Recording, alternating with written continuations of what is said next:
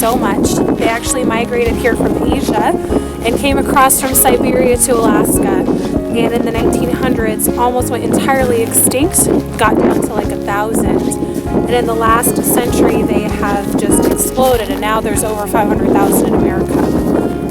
So fortunately, we know Don, and we asked if we could come down here and ask him a few questions. He's been raising buffalo for about 40 years, and he loves them so much, and he actually started raising one himself that we're going to meet today, named Rowdy.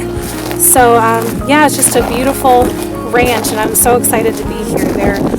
The buffalo meat is actually the most nutritious, filled with protein, and has very minimal fat, and is just a very fresh meat. They're actually the only animal that voluntarily give up their life, so they don't release any kind of stress hormone or adrenaline into their blood when they were killed. So they actually voluntarily give up their life, which I just find so amazing.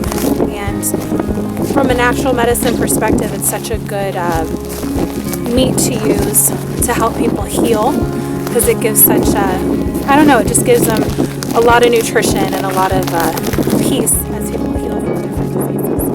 And for people that don't wish to eat their meat, even their photos of people like that can be such a wonderful source of goodness to someone's life.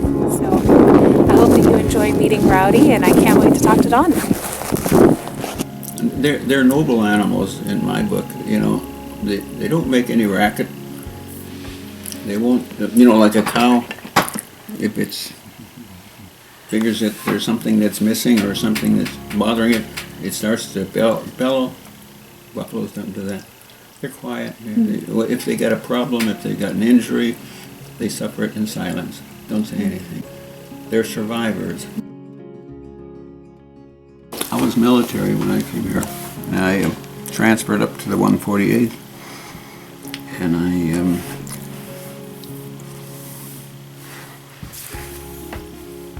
I was looking for a farm. I actually wanted acreage, but farm was for sale. It was available. It was a good price. And the reason I wanted to buy acreage is because I wanted to raise buffaloes. Really? That was 40 years ago. Wow, Yeah. so you always kind of knew that's what you wanted to do? Yeah. We were living in Montana in Great Falls. I had one buffalo out there. Oh. Got it from the bison range up near Moise, north of Missoula. But you can't start a herd with one buffalo. Right. So we came here, and I thought I was going to raise buffalo. I built fence. And I thought I'd have to go out to Montana and get some buffaloes. There was a herd right here, 2 miles away. Really? Yeah. Wow. The Buffalo House. Oh, yeah. The Buffalo House had a herd at that time. Oh, did it just kind of grow from there? Because they have a long gestation.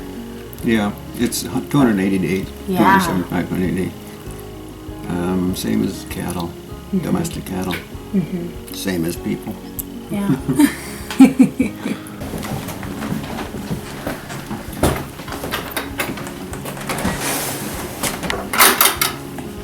Oh, wow. From 1926. This is what it looked like. Just like that. Oh, look at But this stuff the was bison all... right there. Yeah. That was our second herd bull. Oh, wow. What was his name? Ollie. Ollie. Yeah, that's Rowdy. We'll go out and see Rowdy. Yeah. Awesome. Yeah. So he's kind of, has he been raised around them? So he's comfortable? That's correct. Yeah, he is. He's very comfortable. In fact, he's more comfortable than I am. This is Rowdy when he was a week old. Oh. Does that look okay, the lighting? Here it is.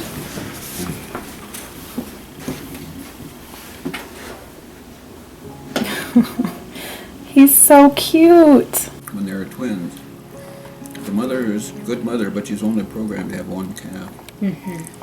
So if she's out grazing and she's got one calf by her side, then she's satisfied. If the other one wanders off, she's got calf by her side, and that's all she's programmed for. She's a good mother, but she's not a good mathematician. Yeah. She doesn't figure out that she's got two. She's got them very well. So I saw him out here in the pasture wandering all by himself, and I suspected what it was. So I followed him for a little bit, and he was going out there towards Church Road. Didn't have the foggiest notion what he was going to do. He was only a day old. And so I followed him for a while, and then I said, well, I got to pick him up. But I don't want to pick him up here in the middle of the pasture, because he's going to squeal, and that's going to bring the rest of the buffaloes. And they'll defend him, but they won't feed him until his mother gets hold of him. But anyway, I waited, and then I kind of herded him over alongside the fence, and I picked him up, and he didn't make a sound. I was amazed. That generally doesn't happen. They generally really squeal.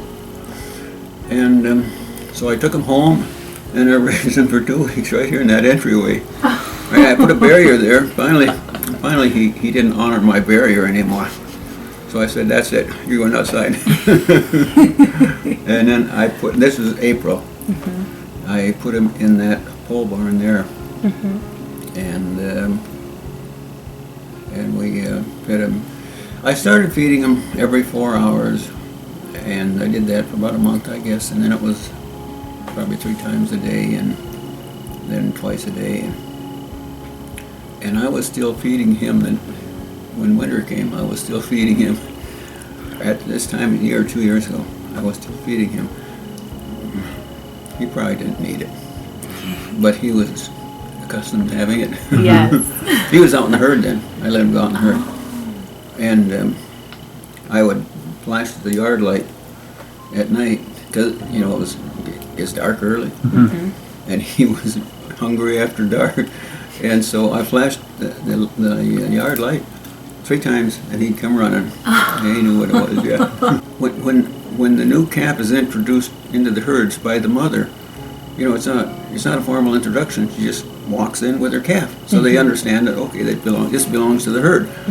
He didn't have a mother that could do that, and so he was always ostracized. I didn't worry about that because he was going to be my herd bull. That's the only thing I could do with him. He was a male. He was a herd, and if I didn't, I swore I'd never do that. Take a herd bull out of my own herd for inbreeding purposes, but this was different. And the only other alternative, if I didn't have him as a herd bull, would be to slaughter him, and that would be like slaughtering Millie. Yeah. I just couldn't do that. So he's safe as long as I'm around, he's safe. What happens is the cows are, it's a matriarchal society, and they when they move from one pasture to another, you'll see that the cow travels, and then right behind her is her calf, or right alongside of her is a calf. Right behind them is last year's calf, the yearling, and right behind them is the one that's 2 years old. And they'll go in family groups like that, but they're in one kind of group, so unless you're aware of it and look for it, you won't really notice that. I didn't notice that for years. I didn't realize that for years. So they continue to move as a family. Yeah, within that herd, they move. And I guess when you stop to think about it, that's logical. The calf is used to hanging with the mother, and so that's a skill they learn, and they're not going to lose it when she has the other calf and chases it away. And so they'll always have that family loyalty. They'll stick with it. That's really cool. But they were intriguing. They're part of American heritage. The domestic cows aren't. They came from Europe. Yeah. You have an upper teeth. Okay. So it's on the teeth on the bottom, so you can actually put your finger in their mouth. And you gotta, otherwise, if you don't put it in there, he's gonna drop it. Okay. And then Millie will get it. Oh, interesting. And, so they don't have it on the top. So, yeah. And cows don't either. Really? No. I didn't know that. Yeah. Okay.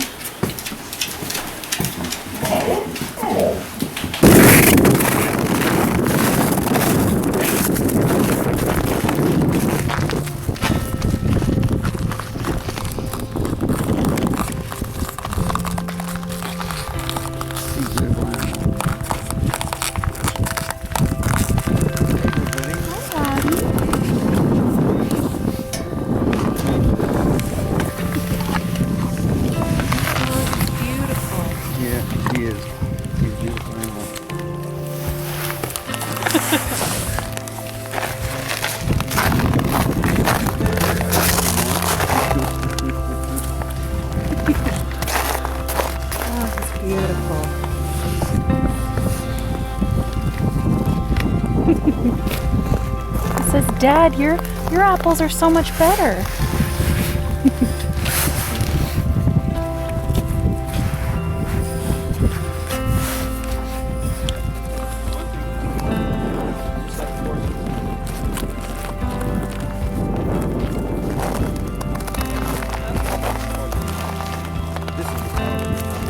Oh, yeah. But she's a little apprehensive because I'm not going to. Sure. See his toe? Yeah.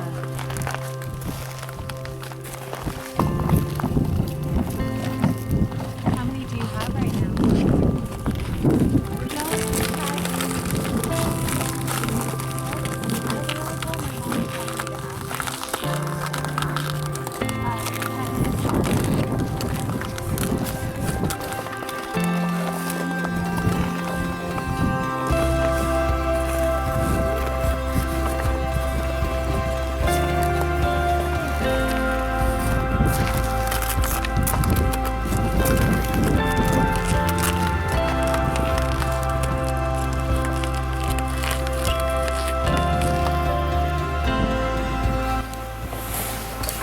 You got to feed a buffalo. How do you feel? I feel pretty good. I got bit. It was great. You bit? Well, just a little. I'm trying to get the flu. So I have a mark to prove it. The image of the buffalo haunted me. I saw my reflection, the face of a child desperate to find rest after knowing nothing but fear and fight up to this point. For the first time, I saw that peace is possible within myself, and I realized I wanted it more than anything. With such a tumultuous past and powerful comeback, walking the buffalo ranch, I felt like I was standing on hallowed ground. I'm a firm believer that offspring carry the memories of their ancestors. So, knowing these animals have come back, giving us their lives, is beyond humbling. These creatures showed me a different world today. As I headed off to my next destination, there was no way to even fathom how much more intense my journey towards healing would become.